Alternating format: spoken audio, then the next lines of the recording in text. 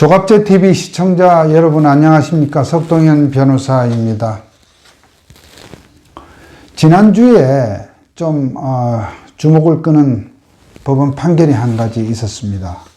김학의 전 법무부 차관의 뇌물 성접대 사건에 대해서 법원이 무죄 및 면소 판결을 내린 그런 내용이었습니다.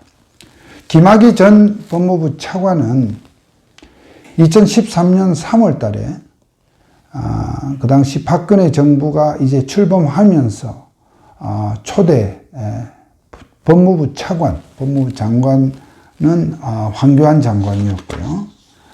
그 밑에 차관으로 임명이 되었다가 약 열흘 정도 만에 불명예 퇴진, 하차를 했었습니다. 그때 그 이유가 바로 이번에 이 판결에서 문제가 되었던 건설업자 윤모 씨로부터 원주 근처 별장에서 무슨 성접대를 받았다 하는 그러한 스캔들에 그 연루가 되면서 그렇게 해서 퇴진을 했었죠. 그 이후 지금까지 6년여 동안에 이번 이 사건 판결 앞에 이미 2번이나 조사를 받고 불기소 처분이 되었었습니다. 그런데 지난 3월 달에 문재인 대통령이 특별수사 지시를 하면서 검찰에서 특별수사단을 편성해서 난리법석을 피우고 결국 구속까지 해서 지금 몇 달째 재판을 받다가 1심에서 법원이 무죄 판결을 선고한 겁니다.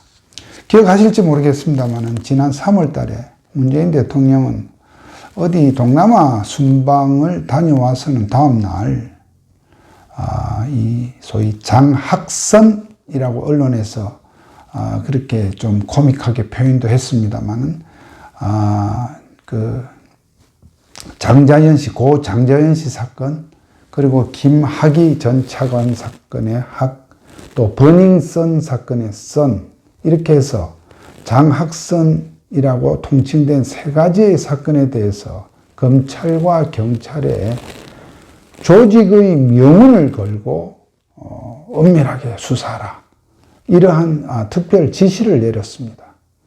이 3사건 다 약간의 어떤 그런 성적 어떤 스캔들이 연루가 되어 있으면서 김학의 차관 사건의 경우에는 그 무렵에 막 출범한 황교안 당대표, 자유한국당 대표가 법무부 장관 시절에 마치 그러한 김학의 전 차관의 이런 성접대 사건 수사에 뭐 소극적이었지 않냐, 이러한 약간의 그 연막을 피면서 수사를 하라고 했던 사건입니다. 말하자면 대통령의 하명 수사를 한 겁니다. 여러 가지로 검찰에 대해서 비난을 하고 검찰의 개혁이 필요하다고 하는 부분 중에 하나가 이러한 정치권의 눈치를 보는, 또 정치권으로부터의 이런 하명수사, 주로 대통령이 되겠죠. 이런 하명수사에 놀아나서 정말 무리한 수사, 말도 안 되는 그런 과잉수사를 해서 그야말로 영혼까지 탈터는, 그렇게 해서 무리한 또 법 적용을 하고, 왜?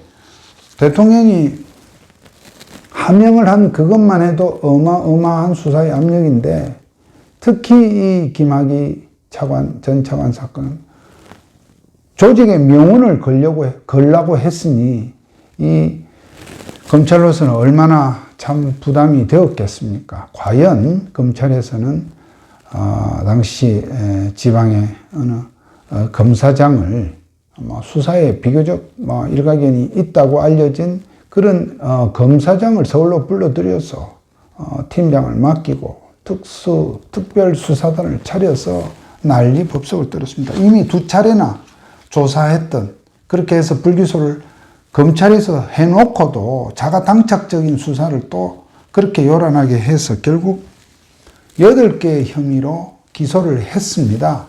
검찰은 과연 때로는 잘하는 수사도 물론 있지만 일단 수사를 했다 하면 이렇게 결과물을 만들어냅니다. 2006년 여름부터 2008년 10월까지 13차례에 걸쳐서 건설업자 윤모 씨로부터 성접대를 받았다. 또 그리고 5차례에 걸쳐서 현금과 수표 등을 이렇게 받았다. 그런 혐의에다가 그 밖에 현직 재직 시에 그 춘천지검 차장검사를 통해서 무슨 사건 부탁을 받고 어떤 사건의 진행상을 알려준 그런 혐의도 있다. 즉 그 건설업자하고 이렇게 친하게 지내서 대접을 향접대를 받은 것에 대한 보답으로 이렇게 그 사람이 부탁하는 사건 진행상도 알려줬다는 이런 논리 구성이죠. 이렇게 완전히 이제 작품을 만드는 겁니다. 또 그리고 어떤 사업가로부터 말이죠. 2000년 10월부터 2011년 5월까지 또 여러 차례 그런 용돈을 받았다. 또 법인카드를 이렇게 썼다 하는 내용입니다. 이 8가지 혐의 가운데 1심 법원은 5가지는 무죄, 증거가 없다. 그러한 사실을 인정할 증거 또는 직무 관련성을 뇌물이 되려면 설령 향대접을 받아도 어떤 직무 관련성이 있어야 하지 않습니까? 그런 관련성을 인정할 증거가 없다. 그리고 또 3가지는 이미 공소시효가 지났다 하는 취지로 면소 판결, 즉 재판의 대상이 되지 않는다는 판결을 내린 겁니다. 이것은 벌써 공소사실을 보는 순간에 이거는 벌써 공소시효가 지났다는 것을 기본 법과대학 법률교육의 기초만 받은 사람도 알 수 있는 내용입니다. 그리고 이미 문재인 대통령이 장학선 사건에 대해서 수사를 명할 당시에 장자연 씨 사건과 김학의 사건은 이미 공소시효가 지났다는 것을 이미 수사 지시를 할 때부터 다 이렇게 알았는데 공소시효가 지났더라도 진상규명하라는 희한한 논리로서 이렇게 검찰에다가 조직의 명운을 걸고 밝히려고 한 겁니다. 김학의 씨의 경우에 전직 차관을 지냈고 또 이 6년 동안에 이 사건 특별수사가 있기 전에 이미 2차례나 이렇게 기소가 되고 온갖 불명예스러운 어떤 그 소문 속에서 좀 가히 죽은 듯이 지내다가 겨우 재작년에 이제 어떤 김학의 차관도 거기도 생계를 꾸려야 하지 않습니까? 그렇게 해서 무슨 변호사 사무실에 등록을 하고 일을 좀 하려던 차에 또 이와 같이 소위 이 성접대 범죄 혐의를 덮어 씌워서 구속까지 해서 사실 이제 정말 설령 이번에 무죄를 받았다 하더라도 물론 무죄 확정 절차도 아직 남아있기도 하지만 그걸 떠나서 아마 이거는 2심, 3심 검사들이 여기에 어떤 불만을 갖고 항소한다 하더라도 저는 항소가 뒤집힐 가능성은 미안한 얘기지만 1%도 없다 이렇게 저는 봅니다. 이런 부끄러운 일을 했으면 사실 검찰 수사 책임자는 옷을 벗든지 그에 상하는 책임을 지라는 것이 일반인들의 요구입니다. 그런데 그렇게 하지 않잖아요. 이런 것이 우리 검찰의 현실이고 이것이 개혁돼야 될 부분 중에 하나인데 최근 몇 달 상간에 조국 이를 앞세운 이 정부 검찰 개혁의 방향은 이런 본질에서는 다 벗어나 있습니다. 검찰 개혁은요. 검찰의 무소불위 힘을 이렇게 줄인다는 부분, 또 검찰이 정말 이런 김학의와 같은 죽은 권력에 대한 수사를 하라는 것이 아니라 조국과 같은 지금 살아있는 권력에 대한 수사를 눈치 보지 말고 자고의면하지 말고 하라는 것이 검찰 개혁입니다. 또 그리고 검찰이 잘못한 일에 대해서 뭡니까? 책임을 지라는 거 아닙니까?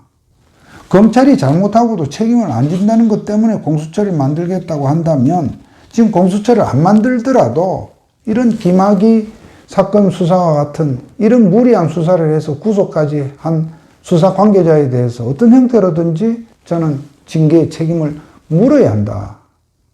그것이 검찰이 국민들로부터 그 진정성을 인정받는 길이다 이렇게 생각을 합니다. 어쨌든 이번 이 김학의 전 차관에 대한 판결에 대해서 뜻밖에도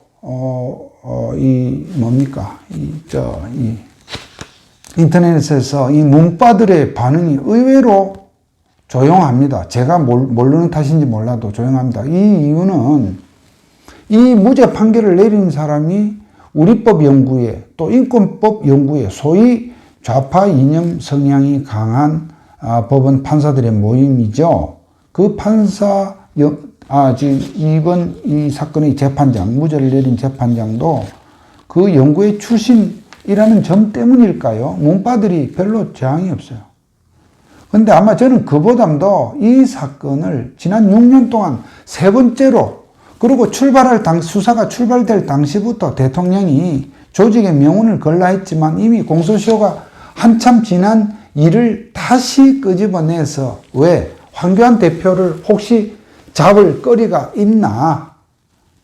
또 어쨌든 지금 김학의 외에도 지금 이 정부의 눈에 가시 같은 사람들을 엮을 뭐가 있나 해서 시작한 수사였는데 그것이 아니라는 것을 처음서부터 이 문파들도 예견을 했기 때문에 이 판결에 대한 좀 공격, 비판, 저항이 없지 않나 저는 그렇게 봅니다. 심지어는 얼마 전에는 윤석열 총장이 조국을 조사하니까 지금 이 현재 문파들과 이 현재의 정부 청와대가 그토록 총애하는 조국을 조사하니까 뭐라 했습니까? 윤석열 총장도 이 김학의 차관을 접대했다고 알려진 건설업자 윤모 씨 이 별장에 갔다는 그런 엉터리 같은 기사를 또 한겨레 신문이 써서 단 이틀 만에 깨갱했지만 말입니다.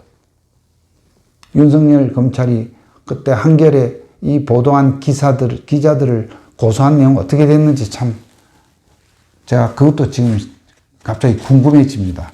자, 어쨌든 이 김학의 전 차관 사례를 이 하나만으로 제가 이 얘기를